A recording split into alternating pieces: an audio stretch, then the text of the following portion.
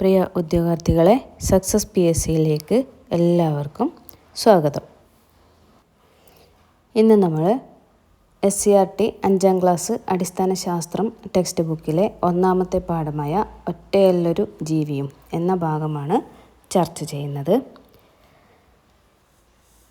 നദീതീരത്തോ കുളക്കരയിലോ ഉള്ള മാളങ്ങളിലാണ് പൊന്മാൻ മുട്ടയിടുന്നത്.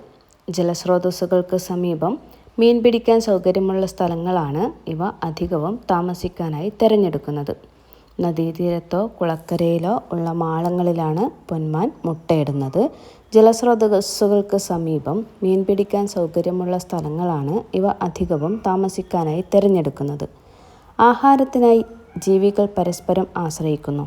ജീവികളുടെ ഈ പരസ്പര ബന്ധമാണ് ആഹാര ശൃംഖലാ ജാലം. ആഹാരത്തിനായി ജീവികൾ പരസ്പരം ആശ്രയിക്കുന്നു.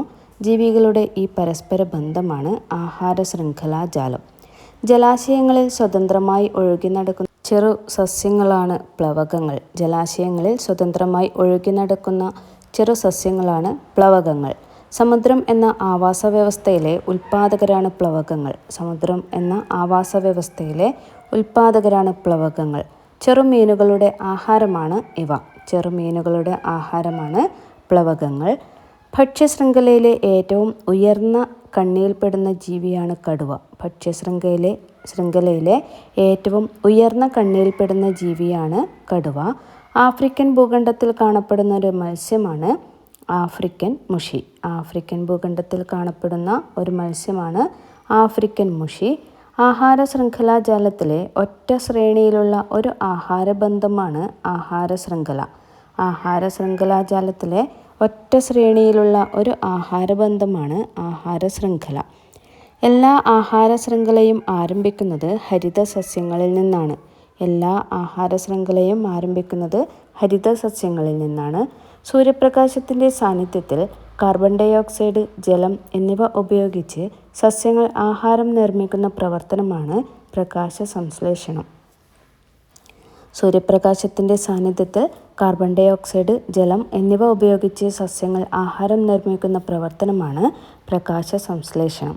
സസ്യങ്ങളെ ആഹാര നിർമ്മാണത്തിന് സഹായിക്കുന്ന വർണ്ണകമാണ് ഹരിതകം അല്ലെങ്കിൽ ക്ലോറോഫിൽ. സസ്യങ്ങളെ ആഹാര നിർമ്മാണത്തിന് സഹായിക്കുന്ന വർണ്ണകമാണ് ഹരിതകം അല്ലെങ്കിൽ ക്ലോറോഫിൽ. പ്രകാശ സംശ്ലേഷണ ഫലമായി ഉണ്ടാകുന്ന വാതകമാണ് ഓക്സിജൻ. പ്രകാശ സംശ്ലേഷണ ഫലമായി ഉണ്ടാകുന്ന വാതകമാണ് ഓക്സിജൻ. ഇലകളിലെ പച്ച നിറമുള്ള വർണ്ണകമാണ് ഹരിതകം. ഇലകളിലെ പച്ച നിറമുള്ള വർണ്ണകമാണ് ഹരിതകം. ചുവപ്പ് നിറത്തിന് കാരണമായ വർണ്ണകമാണ് ആന്തോസയാനിൻ. ഓറഞ്ച് നിറത്തിന് കാരണം കരോട്ടിൻ. മഞ്ഞ നിറത്തിന് കാരണം സാന്തോഫിൽ ആണ്. ഇലകളിലെ പച്ച നിറമുള്ള വർണ്ണകമാണ് ഹരിതകം. ചുവപ്പ് നിറത്തിന് കാരണമായ വർണ്ണകമാണ് ആന്തോസയാനിൻ. ഓറഞ്ച് നിറത്തിന് കാരണം കരോട്ടിൻ. മഞ്ഞ നിറത്തിന് കാരണം സാന്തോഫിൽ. എല്ലാ ജീവികളും ശ്വസനത്തിനായി ഓക്സിജൻ ഉപയോഗിക്കുന്നു. എല്ലാ ജീവികളും ശ്വസനത്തിനായി ഓക്സിജൻ ഉപയോഗിക്കുന്നു. ശ്വസനഫലമായി കാർബൺ ഡൈ ഓക്സൈഡ് ഉണ്ടാകുന്നു. കണ്ണുകൾ കൊണ്ട് നേരിട്ട് കാണാൻ കഴിയാത്ത വസ്തുക്കളെ വലുതായി കാണാൻ ഉപയോഗിക്കുന്ന ഉപകരണമാണ് മൈക്രോസ്കോപ്പ്. കണ്ണുകൾ കൊണ്ട് നേരിട്ട് കാണാൻ കഴിയാത്ത വസ്തുക്കളെ വലുതായി കാണാൻ ഉപയോഗിക്കുന്ന ഉപകരണമാണ് മൈക്രോസ്കോപ്പ്. ഇലകളിലെ സൂക്ഷ്മ സുഷിരങ്ങൾ സ്റ്റൊമാറ്റ എന്നറിയപ്പെടുന്നു. ഇലകളിലെ സൂക്ഷ്മ സുഷിരങ്ങളാണ് സ്റ്റൊമാറ്റ. അന്തരീക്ഷവായു സസ്യത്തിനകത്ത് പ്രവേശിക്കുന്നതും പ്രകാശ സംശ്ലേഷണ ഫലമായി ഉണ്ടാകുന്ന ഓക്സിജൻ പുറന്തള്ളുന്നതും സ്റ്റൊമാറ്റയിലൂടെയാണ്. അന്തരീക്ഷവായു സസ്യത്തിനകത്ത് പ്രവേശിക്കുന്നതും പ്രകാശ സംശ്ലേഷണ ഫലമായി ഉണ്ടാകുന്ന ഓക്സിജൻ പുറന്തള്ളുന്നതും സ്റ്റൊമാറ്റയിലൂടെയാണ്. വാസസ്ഥലത്തിന് മാത്രമായി ആതിഥേയ സസ്യങ്ങളെ ആശ്രയിക്കുന്ന സസ്യങ്ങളെ എപ്പിഫൈറ്റുകൾ എന്ന് പറയുന്നു. വാസസ്ഥലത്തിന് മാത്രമായി ആതിഥേയ സസ്യങ്ങളെ ആശ്രയിക്കുന്ന സസ്യങ്ങളെ എപ്പിഫൈറ്റുകൾ എന്ന് പറയുന്നു. അവ സ്വയം ആഹാരം നിർമ്മിക്കുന്നു. ഓർക്കിഡുകൾ എപ്പിഫൈറ്റുകളാണ്. മരവാഴ എപ്പിഫൈറ്റുകൾക്ക് ഉദാഹരണമാണ്. എപ്പിഫൈറ്റുകൾ വളരുന്നതുകൊണ്ട് ആതിഥേയ സസ്യത്തിന് ദോഷമുണ്ടാകുന്നില്ല. വാസസ്ഥലത്തിന് മാത്രമായി ആതിഥേയ സസ്യങ്ങളെ ആശ്രയിക്കുന്ന സസ്യങ്ങളാണ് എപ്പിഫൈറ്റുകൾ. ഇവ വളരുന്നതുകൊണ്ട് ആതിഥേയ സസ്യത്തിന് ദോഷമുണ്ടാകുന്നില്ല. ആതിഥേയ സസ്യത്തിൽ നിന്ന് ജലവും ലവണവും വലിച്ചെടുത്ത് സ്വയം ആഹാരം നിർമ്മിക്കുന്ന സസ്യങ്ങളാണ് അർദ്ധപരാദങ്ങൾ. ആതിഥേയ സസ്യത്തിൽ നിന്ന് ജലവും ലവണവും വലിച്ചെടുത്ത് സ്വയം ആഹാരം നിർമ്മിക്കുന്ന സസ്യങ്ങളാണ് അർദ്ധപരാദങ്ങൾ. അർദ്ധപരാദങ്ങൾക്ക് ഉദാഹരണമാണ് ഇത്തിൽക്കണ്ണി. അർദ്ധപരാദ സസ്യങ്ങൾക്ക് ഉദാഹരണമാണ് ഇത്തിൽക്കണ്ണി. ആതിഥേയ സസ്യത്തിൽ നിന്നും പോഷക ഘടകങ്ങൾ വലിച്ചെടുക്കുന്ന സസ്യങ്ങളാണ് പൂർണ്ണപരാദങ്ങൾ. ആതിഥേയ സസ്യത്തിൽ നിന്നും പോഷക ഘടകങ്ങൾ വലിച്ചെടുക്കുന്ന സസ്യങ്ങളാണ് പൂർണ്ണപരാദങ്ങൾ. പൂർണ്ണപരാദങ്ങൾക്ക് ഉദാഹരണമാണ് മൂടില്ലാത്താളി. പൂർണ്ണപരാദങ്ങൾക്ക് ഉദാഹരണമാണ് മൂടില്ലാത്താളി. ഇവ വളരുന്നത് കൊണ്ട് ആതിഥേയ സസ്യത്തിന് ദോഷം സംഭവിക്കുന്നു. ഇനി PSC ബുള്ളറ്റിനിലെ കുറച്ച് ക്വസ്റ്റ്യനാണ് ചർച്ച ചെയ്യുന്നത്.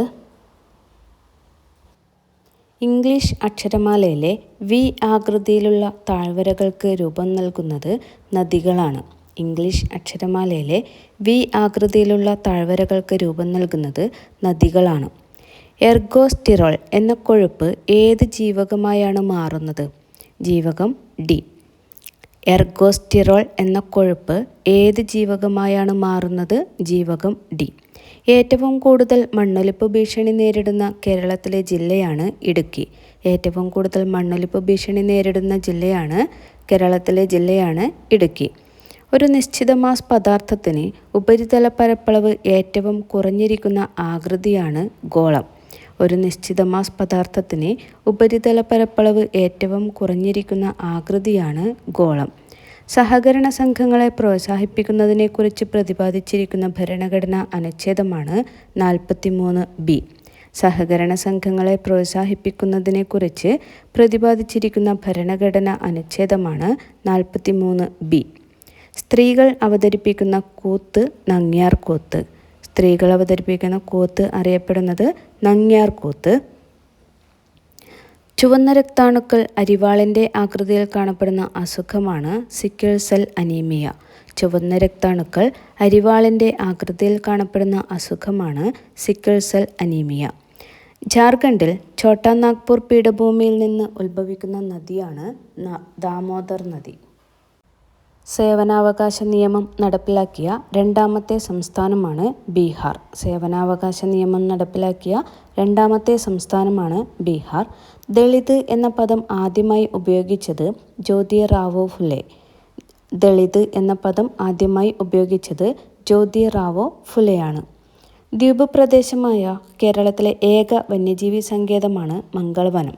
ദ്വീപ് പ്രദേശമായ കേരളത്തിലെ ഏക വന്യജീവി സങ്കേതമാണ് മംഗളവനം. ഗൾസ് രോഗം എന്നറിയപ്പെടുന്നത് മിക്സഡിമ. ഗൾസ് രോഗം എന്നറിയപ്പെടുന്നത് മിക്സഡിമ. ഭരണഘടനയുടെ 371B അനുച്ഛേദം ഏത് സംസ്ഥാനവുമായി ബന്ധപ്പെട്ടിരിക്കുന്നു? അസം.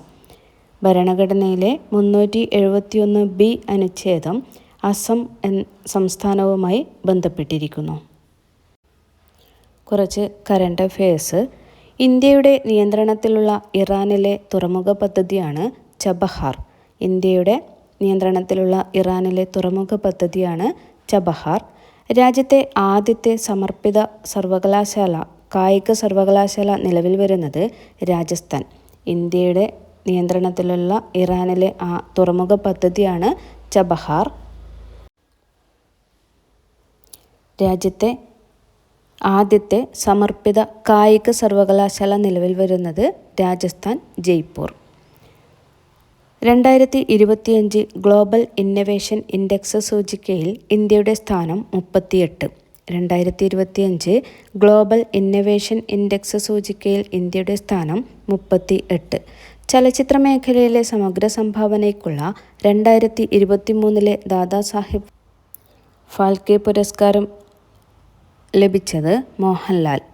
ചലച്ചിത്ര മേഖലയിലെ സമഗ്ര സംഭാവനയ്ക്കുള്ള 2023 ദാദാസാഹിബ് ഫാൽക്കെ പുരസ്കാരം ലഭിച്ചത് മോഹൻലാൽ. എല്ലാവരും ക്ലാസ്സിനെ കുറിച്ചുള്ള അഭിപ്രായങ്ങൾ കമൻറ്റ് ചെയ്യണേ. Thank you.